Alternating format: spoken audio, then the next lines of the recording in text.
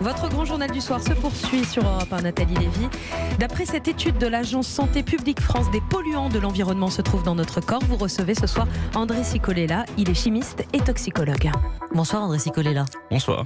Bienvenue dans le studio Europe 1. Merci d'avoir accepté notre invitation. Le verdict est sans appel. Il est impossible d'y échapper. 6 polluants du quotidien sont présents dans l'organisme de tous les Français. C'est le résultat donc de cette grande étude de Santé Publique France. Quels sont-ils, ces perturbateurs endocriniens, et est-ce qu'ils sont véritablement partout ? Oui, enfin les plus importants en tout cas, type bisphénol, phtalate, parabènes, alkylphénol, polybromé, pour lesquels on a des données scientifiques solides. Ils sont dans les vêtements, les jouets ? Oui, dans les vêtements, c'est là, principalement dans la sphère domestique d'ailleurs, les cosmétiques.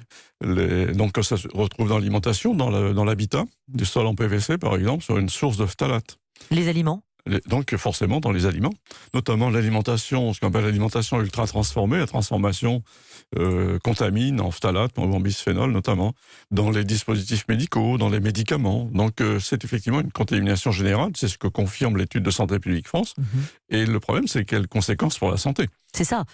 On rappelle peut-être quelques mots. Est-ce qu'ils sont indiqués d'ailleurs sur les étiquettes des non, justement. articles bisphénol, phtalate, des solvants et autres parabènes, c'est jamais indiqué, hein ? Non, c'est le problème. C'est-à-dire qu'effectivement, la réglementation est plus qu'à la traîne, d'ailleurs.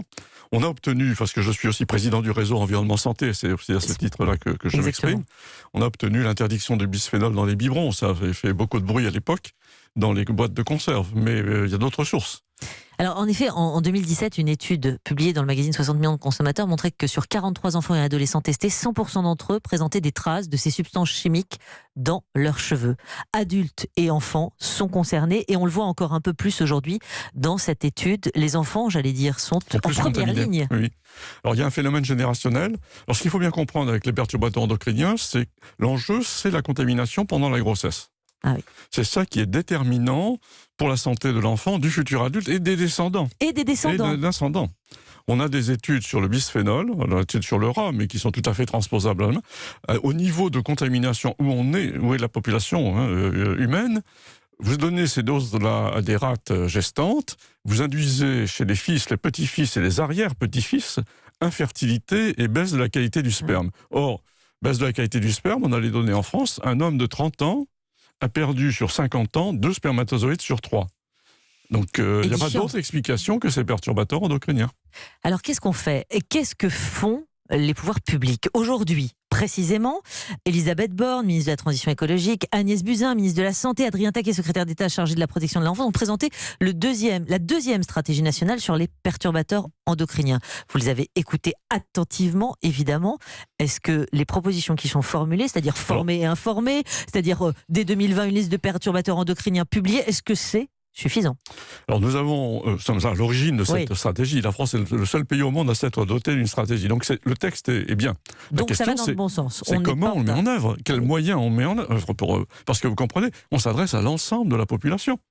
C'est l'ensemble. Il faut que chaque citoyen soit conscient, gère au mieux son environnement et prend en priorité les femmes enceintes. Bien entendu. Et donc, notamment l'environnement des femmes enceintes, ça veut dire l'alimentation bio, par exemple. Voilà, on élimine déjà une contamination par un certain nombre de pesticides. C'est garanti, ça ? C'est garanti, André Cicolella, que dans l'alimentation bio... oui, globalement, oui. Alors, il y a quelques pourcents, effectivement. Mais donc, globalement, oui. C'est une première mesure. D'accord. Il y a des mesures d'hygiène simples, d'ailleurs, et l'étude Santé Publique France le montre.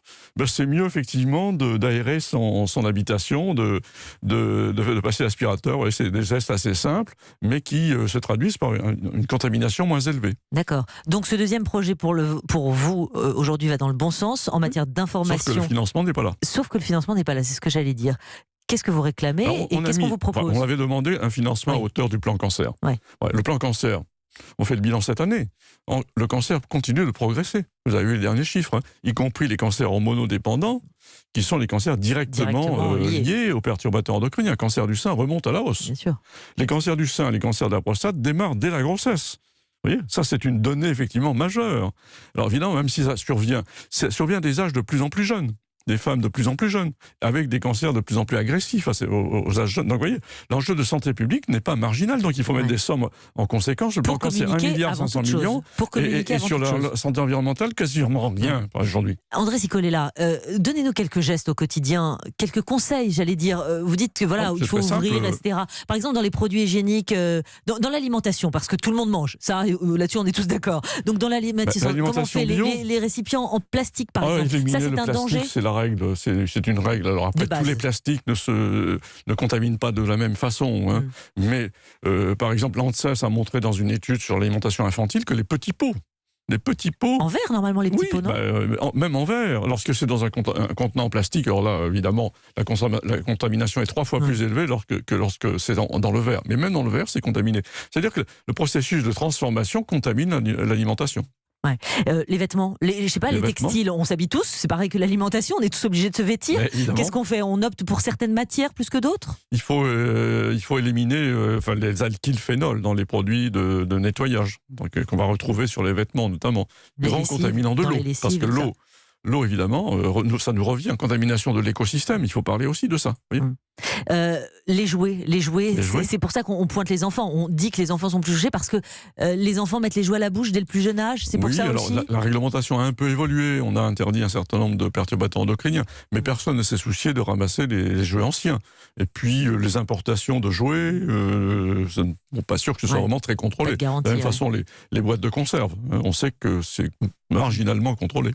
En tout cas, vous l'avez dit, il y a ce deuxième volet qui a été présenté aujourd'hui, cette deuxième stratégie présentée aujourd'hui, la stratégie nationale sur les perturbateurs endocriniens. Plus d'informations, formées et informées, c'est véritablement le point de départ. Alors, nous avons lancé une charte des villes et territoires sans perturbateurs endocriniens. Et avant de venir, vous voyez, je signais la première charte d'une mutuelle, la mutuelle familiale. Les mutuelles s'engagent, les établissements de santé aussi s'engagent, les écoles aussi commencent à s'engager. Vous voyez, c'est un mouvement citoyen qui se construit. Cette charte est signée par 3 régions pour l'instant, Île-de-France, Occitanie, je signe avec la présidente de la région, Carole Delga, Occitanie, dans un mois, 3 conseils départementaux, vous voyez, donc la société civile est en train de se mobiliser, et je crois que c'est ça qui va changer les choses. Merci beaucoup, André Cicolella, d'être venu ce soir nous éclairer sur ce sujet. Vous êtes chimiste, toxicologue et fondateur du réseau Environnement Santé. Merci à vous.